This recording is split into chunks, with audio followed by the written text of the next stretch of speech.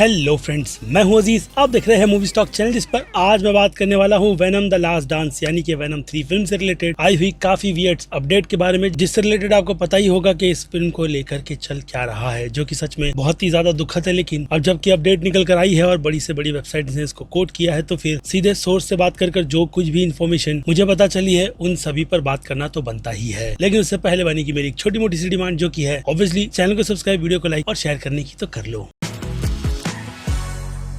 So friends, तो सबसे पहले इसके अगर सोर्स की बात की जाए तो ज्यादा घुमा फिराने की जरूरत है नहीं, बल्कि ये सोर्स कोई और नहीं बल्कि क्रिस पार्कर है, यानी कि 3C फिल्म से एक ऐसे यूट्यूबर जिन्हें इस फिल्म की कहानी की पूरी डिटेल मूवी सर्वे के तौर पर मिल गई। लेकिन वो किसने दी, वो डिटेल बिल्कुल भी रिवील नहीं की गई। लेकिन अगर देखा जाए तो मूवी सर्वे की जो भी प्लॉट डिटेल्स होती है वो अक्सर करके स्टूडियोज अपनी वेबसाइट्स पर अपडेट करने के लिए ही डालते हैं। तो ऐसे में ये डिटेल काफी ज्यादा जेन्युइन है, इस बात की श्योरिटी तो मैं दे सकता हूँ। लेकिन अगर सोनी वालों की बात की जाए तो उन लोगों ने जिस तरीके से फिल्मों की स्क्रिप्टिंग में फिल्म कंप्लीट हो जाने के बाद भी जो चेंजेस किए थे वो तो काफी ज्यादा हिस्टोरिक थे, जिसके चलते उनकी मॉर्बियस और मैडम वेब जैसी अमेजिंग फिल्म बनी। हालांकि देखा जाए तो फिल्म की शुरुआत की कहानी बहुत ही ज्यादा अच्छी लिखी गई थी, ये बात मुझे पता है। लेकिन जब मार्वल वालों की इन्वॉल्वमेंट या फिर कहूँ केविन फैगी ने सीधे सीधे उन्हें मना करते हुए इन सारे के सारे आइडियाज को ड्रॉप करने की सलाह दे दी, तो फिर क्या था, $1 बिलियन के बॉक्स ऑफिस नंबर देख करके सोनी वाले केविन फैगी की उस बात को मान गए और अपनी सारी फिल्मों की बैंड बजा दी, जिस पर अब उनके आगे का टेक टॉम हॉलैंड के साथ साथ स्पाइडरवर्स के पूरे यूनिवर्स को भी लेकर के काफी ज्यादा अच्छा जाने वाला है, जिसकी श्योरिटी अब छोटे मोटे सोर्सेज की तरफ से दी जाती है। और हाँ, उन पर भी मैं बिलीव करते हुए ये कहूंगा कि सोनी वाले अपने आगे के प्लान को फिलहाल तो केविन फैगी के साथ डिस्कस कर जितना ज्यादा ग्राउंड लेवल पर रखेंगे उतना ही ज्यादा अच्छा होगा, क्योंकि खुद केविन फैगी ने भी, क्योंकि मार्वल ने भी ऐसा करते हुए खुद के मार्वल टेलीविजन की एक खुद के यूनिवर्स की अनाउंसमेंट कर दी और इसी के साथ साथ ग्राउंडेड लेवल पर रखकर वो लोग MCU के उस यूनिवर्स को भी एक्सप्लोर करेंगे। ऐसे में सोनी वाले बढ़ चढ़कर उसमें हिस्सा लेंगे, इस बात की भी काफी 100% श्योर रूमर निकल कर आई है। तो ऐसे में सोनी वालों की भी राइटिंग अपने स्टूडियो के राइटर्स के साथ बैठ करके काफी ज्यादा अपग्रेड हुई है, जिसमें वो टॉम हॉलैंड के यूनिवर्स को लेकर के कुछ अच्छा या फिर कहूँ काफी कुछ बड़ा करना चाहते हैं। और इसी से रिलेटेड जब उस पर काम चल रहा था तो आप कह सकते हो कि सोनी वालों ने भी अपनी राइटिंग मार्वल के साथ ही बैठ करके कंप्लीट कर ली है, जिसमें फिर क्या है, टॉम हॉलैंड के यूनिवर्स को लेकर के जल्द ही अपडेट निकल कर आएगी, जिसका मैं क्या सारे फैंस बहुत ही बेसब्री से वेट भी कर रहे हैं। लेकिन उसके अलावा टॉबी मैगवायर से लेकर के एंड्रू गारफील्ड पर भी सोनी वालों ने अच्छा खासा वर्क किया है, और यहाँ तक कि उन्होंने अपने इस यूनिवर्स की छोटी मोटी जिम्मेदारी प्राइम वालों को दे रखी है, जिन्होंने निकोलस केज के स्पाइडर नोवार की स्टोरी को सीरीज की शक्ल देने का कंफर्मेशन दे दिया है। लेकिन आज सिल्क के प्रोजेक्ट को अब खुद प्राइम वाले भी हाथ नहीं लगाना चाहते, इसलिए वो प्रोजेक्ट कैंसिल है। जिन सब पर और कोई डिटेल निकल कर आएगी तो मैं आपको कंप्लीट ब्रेकडाउन दे दूंगा। यानी देखा जाए तो मैं टॉपिक से भटकते हुए आपको कई सारी ऐसी इन्फॉर्मेशन दे रहा हूँ जो कि देना नहीं चाहिए, लेकिन खैर जब पूरी डिटेल की बात आती है तो ऐसे ही मैं अपने वीडियो में आपको वो सारी की सारी डिटेल्स प्रोवाइड करता हूँ। तो अब उससे हटकर मूवी सर्वे की प्लॉट डिटेल पर बढ़े तो ये बात मैं आपको 1 साल से भी ज्यादा चीख करके बता रहा हूँ कि वेनम के तीसरे पार्ट की कहानी एडी ब्रॉक के उसी टाइमलाइन से शुरू होगी जहाँ पर स्पाइडरमैन नो वे होम फिल्म का अंत किया गया था। यानी एडी ब्रॉक फिर से अपने यूनिवर्स में आ गया था, जो एक ऐसा डम डिसीजन था जिसके बाद वो उस नॉलेज को लेकर के सीधे अपने यूनिवर्स में भी स्पाइडरमैन को ही ढूंढ रहा है। और गेस व्हाट, उसकी ये तलाश खत्म भी होगी, क्योंकि उसके यूनिवर्स में पीटर पार्कर है, लेकिन अनफॉर्चुनेट स्पाइडरमैन नहीं, जिसे पूरी तरीके से वो अपने रास्ते का कांटा मान करके खत्म करने की जिम्मेदारी पर निकला था। लेकिन यहाँ पर ट्विस्ट बच्चे पीटर पार्कर का है, जो कि 10 से 12 साल के आसपास का है। और हाँ, उसे स्पाइडर से एलर्जी है, जिस बात का जैसे ही एडी को पता चलेगा तो वो और वेनम दोनों मिलकर एक हिसाब से उसे प्रोटेक्ट भी करेगा। यहाँ पर कहानी लीथल प्रोटेक्टर की भी बन जाती है, लेकिन लास्ट डांस नाम लगा करके डेफिनेटली सोनी वाले क्लिकबेट ही कर रहे हैं, जिसके चलते टॉम हार्डी के फैंस उन्हें इस रोल का अलविदा देने के लिए थिएटर तक तो आएंगे ही, खास करके अगर फिल्म अच्छी हुई तो, जो कि आई एम डैम श्योर अगर ऐसी कहानी है तो बिल्कुल भी नहीं होगी। लेकिन उससे हटकर अब फिर से कहानी की बात की जाए तो वो उसका पिता बनकर उसे एलर्जी से भी बचाएगा और हॉस्पिटल ले जा करके खुद के पिता का टैग भी लगाएगा। और इन सब के बीच उसकी जान के पीछे पुलिस वाले तो पड़े ही हुए हैं, और साथ साथ डिटेक्टिव मॉलिगन भी, जिनका वेनम 2 फिल्म के एंड में क्या हुआ था, तो टॉक्सिन का कैरेक्टर आ रहा है, ये बात भी कंफर्म कर दूं तो बात गलत नहीं होगी। लेकिन हाँ, एज ए एक्टर वो इस फिल्म में रिटर्न करेगी, ऐसी कंफर्मेशन निकल कर नहीं आई। लेकिन अगर तिलॉजी बना करके फिल्म को एंड किया जा रहा है तो उनका कैरेक्टर टॉक्सिन का भी रिटर्न बनता है। जिसके अलावा सोनी की चेयरमैन की ये कंफर्मेशन थी कि वो इस फिल्म को काफी बड़े लेवल पर एंड करना चाहते हैं, या फिर कहूँ उनके अकॉर्डिंग ये फिल्म वेनम के यूनिवर्स की एवेंजर है, जिस यूनिवर्स में हमें स्पाइडरमैन छोड़ सारे के सारे वेनम के सिम्बायोट्स आपस में नहीं बल्कि वेनम के पीछे लगते हुए नजर आएंगे। और इन सब के बीच पैट्रिसिया रॉबर्टसन के कैरेक्टर की भी कंफर्मेशन दी गई है, जो कि इस यूनिवर्स की स्क्रीम यानी कि येलो सिम्बायोट वाली एक ऐसी वेनम है जिसका टीज हमें इस फिल्म के पहले पार्ट से दिया गया है, लेकिन कैरेक्टर अब तक कहाँ था उसकी कंफर्मेशन शायद ये फिल्म बहुत ही अच्छी तरीके से दिखा दिया, फिर स्किप करके सीधे विलन की एंट्री करवाए, वही ज्यादा बेटर रहेगा। लेकिन पैट्रिशिया नाम का ही कैरेक्टर रिटर्न आएगा वो बात तो मुझे नहीं पता, क्योंकि यहाँ पर ट्विस्ट जूनो टेम्पल का भी निकल कर आया है, जो इस फिल्म में एडी की नई लव इंटरेस्ट है, या फिर कहूँ वही इस फिल्म में शायद पैट्रिशिया के कैरेक्टर के रोल को पोर्ट्रे करेगी, क्योंकि एनी से ब्रेकअप करने के बाद उसकी लाइफ में एक और लड़की तो बनती ही है। लेकिन अगर प्यार के चक्कर में वेनम उसे भी एक सिम्बायोट गिफ्ट कर देगा तो फिर वो इस लेवल पर जाकर एक्सट्रीम होगी या फिर उसकी मदद भी करेगी या नहीं, वो तो फिल्म देखने के बाद ही पता चलने वाला है। क्योंकि इन सब में कई सारे जो दूसरे सिम्बायोट्स आएंगे वो डेफिनेटली वेनम को मारना ही चाहेंगे, जिसमें उनसे हटकर एक और विलेन जनरल ओलिवर टेलर का कैरेक्टर भी है, जिस कैरेक्टर का रूमर के तौर पर रोल चिवेटेल इजेफॉल प्ले कर रहे हैं। नाम गलत ले रहा हूँ तो उसके लिए सॉरी, लेकिन हाँ, डॉक्टर स्ट्रेंज वाले विलेन हमें इस फिल्म में शायद से इस कैरेक्टर का रोल प्ले करते हुए नजर आने वाले हैं, जो कि वेनम से इसलिए चिढ़ते हैं क्योंकि Venom let there be a Carnage film के प्रिजन फाइट में जो कार्नेज ने पूरी तबाही मचाई थी, तो उस दौरान उनका बेटा भी मारा गया था, तो वो बदले के भूखे हैं, जिनके पास ऑप्शन कार्नेज को तो नहीं लेकिन वेनम को तो मारने का ही है। ऐसे में ये कैरेक्टर कॉमिक बुक में भी कुछ इसी तरीके का काम करता है, लेकिन फिल्म में अगेन कहूंगा टॉम हार्डी की बेस्ट फ्रेंड ने किस तरीके की राइटिंग कर पूरी फिल्म को डायरेक्ट किया है उसका पता तो इस फिल्म के सर्वे वाले प्लॉट से ही निकल कर आ रहा है, जिसे सुन करके फिर से दिल दुख रहा है। लेकिन हाँ, आर रेटेड का टीज देते हुए कहीं ना कहीं फैंस को कहते हैं ना कि लॉलीपॉप भी थमाया जा रहा है, जिससे फिलहाल तो मैं बिल्कुल भी ललचाने वाला नहीं। और ऊपर से बच्चा स्पाइडरमैन डाल करके इस कहानी को जिस तरीके का अंत दिया जा रहा है, मैं चाहता हूँ कि खत्म हो जाए, बल्कि जो अब आने वाला टीज हमें एमसीयू के यूनिवर्स में वेनम के तौर पर मिल रहा है, तो एलन रिचर्डसन फैन फेवरेट की लिस्ट में टॉप पर आते हैं, क्योंकि अब उन्हें देख करके आप डेफिनेटली ये कहोगे कि कॉमिक बुक का एडी ब्रॉक उन्हीं से बहुत ज्यादा मिलता जुलता है। ऐसे में अगर उन्हें ये रोल दे दिया जाए तो बात मेरी नजर में गलत नहीं होगी, क्योंकि टॉम हार्डी अब जबकि इस फिल्म की ट्रिलॉजी से खुद का पैकअप करते हुए जब पूरी तरीके से हट रहे हैं, तो फिर ऐसे में अच्छा रोल और अच्छे यूनिवर्स की शुरुआत अच्छे एडी ब्रॉक से होनी चाहिए, जिसमें अभी के लिए तो वेनम 3 फिल्म अपने प्लॉट के चलते बहुत ही बुरी तरीके से मार खा रही है, और अगर इसमें चेंजेस के नाम पर अगर कुछ भी किया जा रहा है तो प्लॉट कितना ज्यादा बुरा निकल कर आएगा, इसका अंदाजा आप इसी प्लॉट की सर्वे वाली अपडेट से निकाल लो। बाकी 24 अक्टूबर के दिन इसी साल जब ये फिल्म रिलीज होगी तब पता चल जाएगा कि सोनी वालों ने इस फिल्म के यूनिवर्स को कैसे बर्बाद किया, आई मीन वेनम के यूनिवर्स को, क्योंकि बाकी सभी फिल्में तो उनके यूनिवर्स की ऑलरेडी खराब ही है, जिन पर अब आपका टेक कमेंट सेक्शन में। बाकी मैं हूँ Aziz, movie stock channel like share और सब्सक्राइब भूलना मत। मिलूंगा जल्दी दूसरी किसी वीडियो में, till then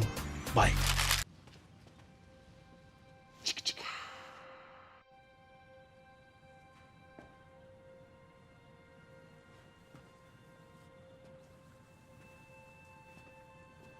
You're still here. It's over. Go home.